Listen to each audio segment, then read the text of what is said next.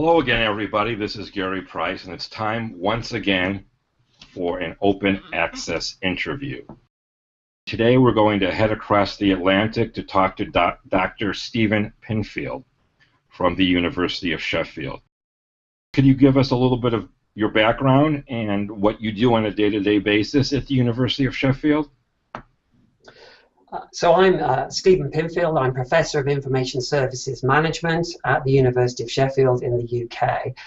I teach mainly on postgraduate programs, people who are going to go into information professionals, librarians, data scientists, information managers, and so on.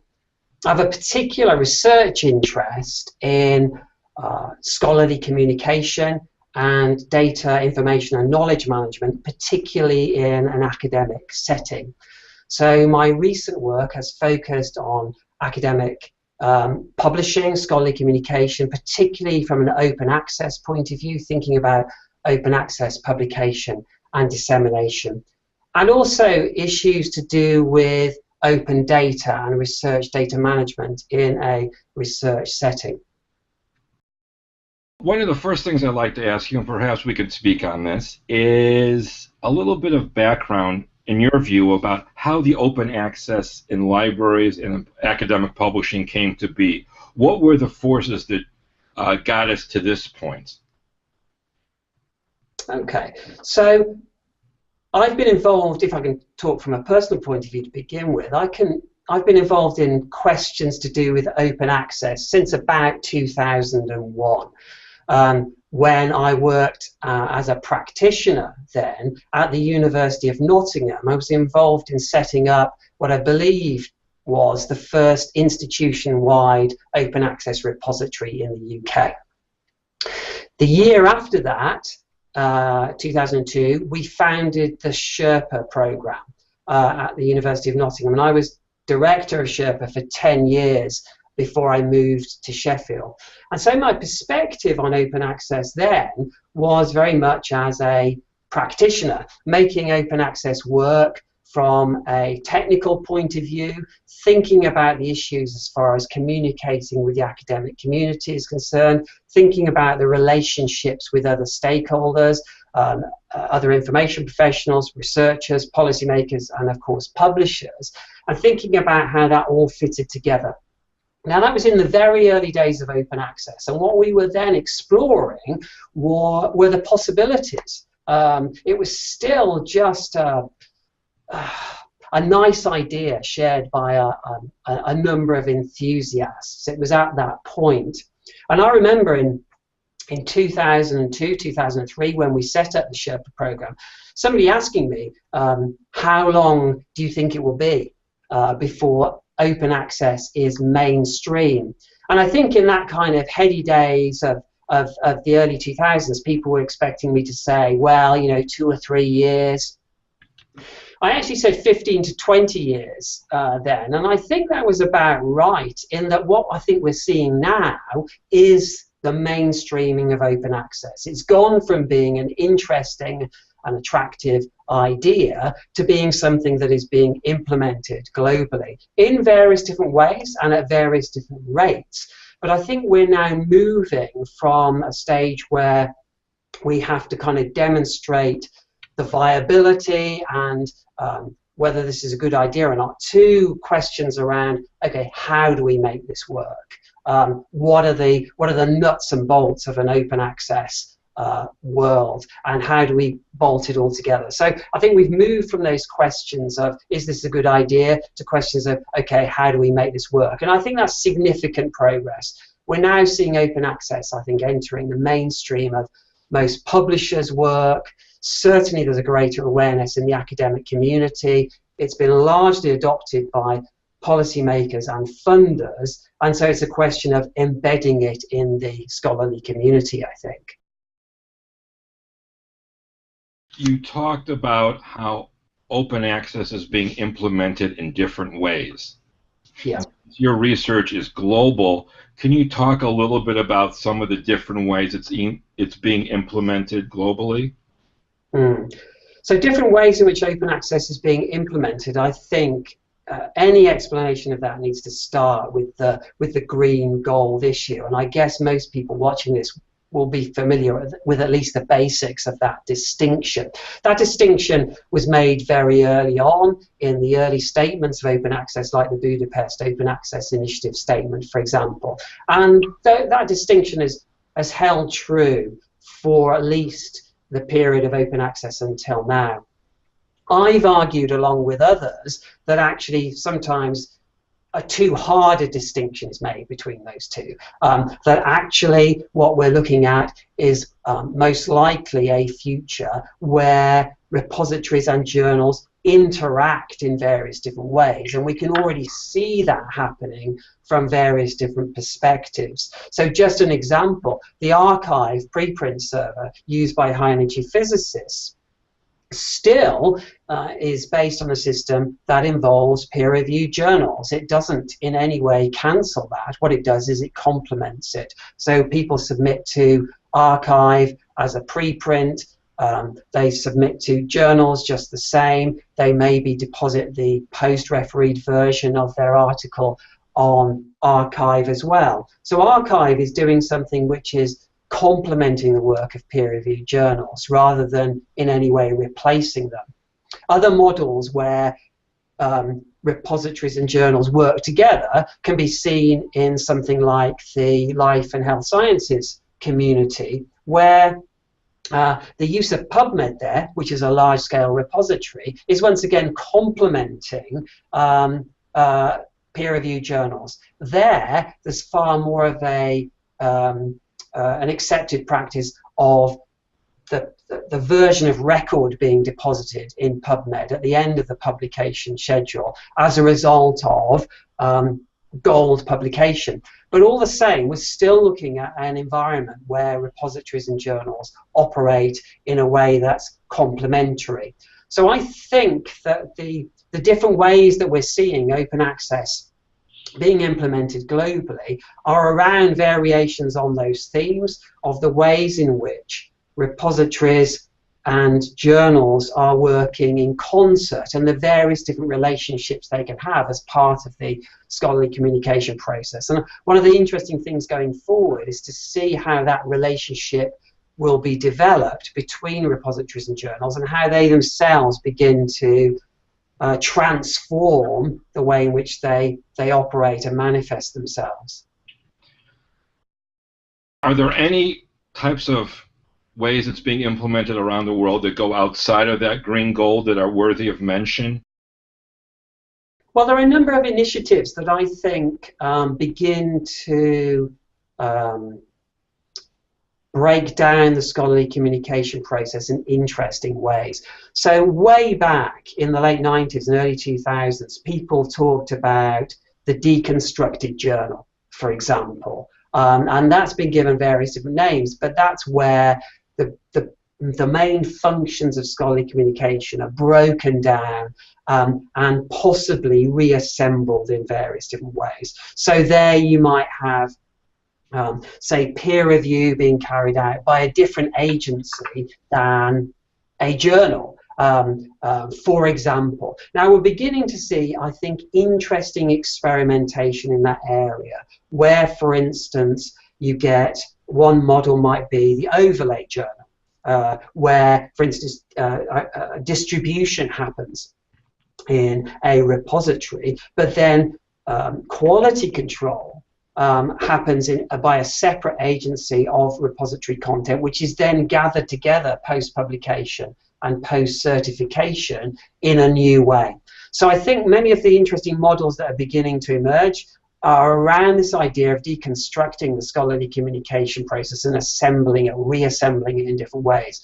We can see that beginning to happen around some innovative journals like F1000, for example, and we can see it beginning to happen around repositories and the focus on different stages that an article might go through being exposed, maybe through open peer review as well. So there are lots of interesting models. There's not one single model that I think has emerged yet as viable for all disciplines in all ways, but I think there's a lot of very interesting experimentation going on, which is, if you like, looking at different ways in which the process can be deconstructed and then reassembled. One of the things I'm hearing from you, and I've seen, is that a lot of this is discipline-based. That often can make it a challenge to speak about open access to a wide group of people. Do you see this changing at all? Well, disciplines have always done things differently. It's not just happening because of open access. So there have always been significant disciplinary differences in the way disciplines organize themselves, in the way they actually carry out research, as well as the way in which they communicate their research results. Open access is just a layer on top of that. It's not fundamentally changing disciplinary differences. What it's doing, though, is maybe building on particular disciplinary differences in different ways. So, for instance, we see the high energy physics community has cohered around a solution to do with open access that focuses on the repository, whereas the life sciences communities seem to have focused more on a gold open access and then a shared repository in the shape of PubMed. Now, I don't think that disciplinary differences are going to go away anytime soon. The big difference between most humanities and social sciences disciplines on the one hand and most STM disciplines on the other, I think is going to remain. You know, in the humanities particularly, the monograph being the gold standard of communication, that does affect the models, the business models, as well as the communication models of scholarly communication. There's no getting away from that.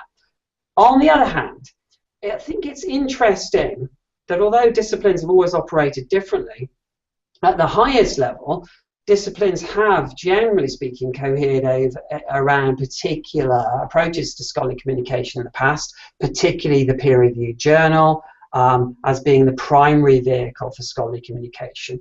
So there's no reason to think that in the medium to long term there won't be a certain amount of commonality across disciplines, but the details, I think, will continue for the foreseeable future, so that you get perhaps different nuances in the way different communities communicate. But I think that does remain to be seen, and the extent to which discipline differences remain important and the extent to which they will be ironed out. One of the things I think is interesting, for instance, is that although historically speaking, say, biosciences have tended to favour gold open access, that there's interesting experimentation and development work being done in that area around preprint servers in a way that perhaps might not have been expected a few years ago. So I think, you know, that kind of experimentation may reveal, as time goes on, the extent to which disciplines will continue to differ. It remains to be seen. In my view, it sometimes can get a bit confusing about where to go to actually find open access, because there's a repository for this topic, there's a repository for that topic.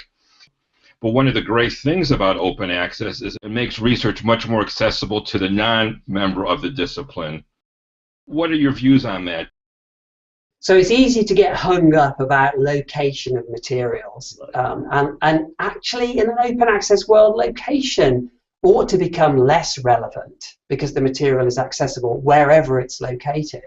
You know, a few years ago, there seemed to be quite a big debate around, should there be subject repositories, should it be institutional repositories, but actually the location shouldn't matter. As long as the material is open access, then it can be accessed via various different routes. Okay, you shouldn't have to know which repository something is located in, whether it's a large-scale subject one or whether it's a smaller scale institution one. Is actually irrelevant. As long as that repository is set up with the right interoperability protocols, it's crawlable by the right harvesters, then carrying out a search for it, it shouldn't be necessary to go to the repository front door. You should be able to do it through standard search engines or through more specialized scholarly search engines. And I think people are beginning to realize that now, that actually it's about making the material accessible, making sure the venues where the material is located are appropriately interoperable, and then when you've got that infrastructure there, interesting things can be done with the content via various different routes. So location ought not to be too much of an issue, and we're just beginning to get to that, I think, now, where people are just saying, is it open, regardless of where it's located. Do you see the version of record changing to some degree over the course of time? We also see now more traditional publishers having articles online first, often a year or so before the actual published version of record. So what is the future of the version of record? So traditional publishing has been based on this idea of the version of record, which is a fixed text-based artifact, traditionally printed on paper and located as part of a journal issue. And to a certain extent, at least, we are now in a world where there are online equivalents of that print-based product, and we still think in those terms of the article and of the version of record. Now, that can be useful in that the version of record, a lot of effort goes into making it a quality product in terms of peer review, in terms of copywriting, in terms of other copy editing, formatting, and so on. So it goes through a number of quality checks before it's published, and then it can be, as a fixed product, cited, built on, and so on. So the scholarly communication process has those strengths. Also, what locating that artifact within a journal does is it gives it some kind of quality stamp, a flag which people recognize, a brand, if you like, which people recognize, and that's very strong. Now, one of the challenges associated with open access is that some of those strengths are, if you like, apparently not undermined, but somehow things are changed in this environment. So as far as the version of record is concerned, we are looking potentially at a scholarly communication future where the way in which research results are reported is not so much through a single fixed text-based artifact, but in more of a flow where we get at least different versions of the article beginning to emerge at different stages of the production process, but also that what is now a text-based object may be associated with all sorts of different rich media, video, simulations, graphics, audio, all those kinds of things could be included in that flow of communication. But what that does is it makes it much harder, if you like, to see, well, what is the fixed thing that I can cite and build on, that I can dispute, that I can support? That makes that discourse more difficult.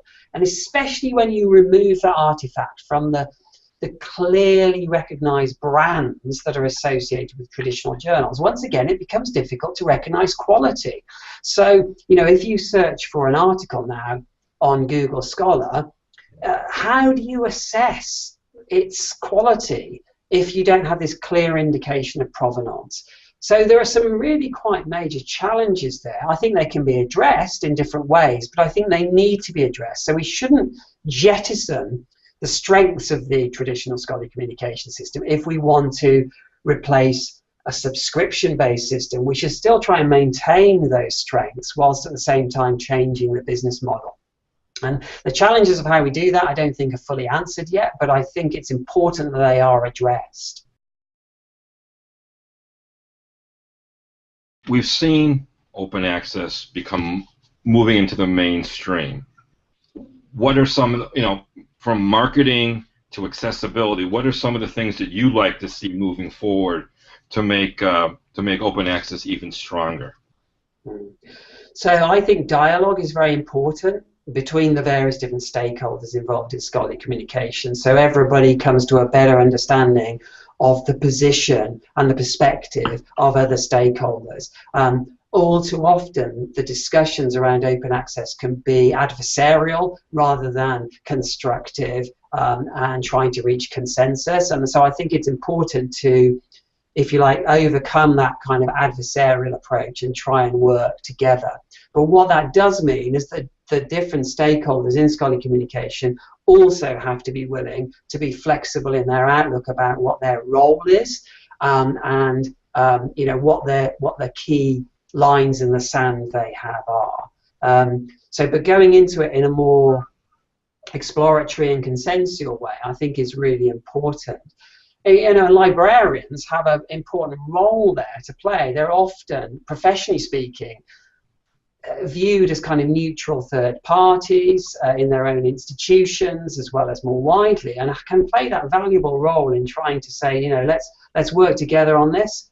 But also librarians have a real tradition of innovation, which is around service provision. So not just innovation in terms of systems development for its own sake, but actually around developing things that are useful for people. And I think maintaining that innovation in that spirit is particularly important, to say, let's work on things that we think are going to be useful for people to use. Let's think about the user perspective in trying to hide any complexity where we can from the user, so they can just get at the stuff that they need and do their work.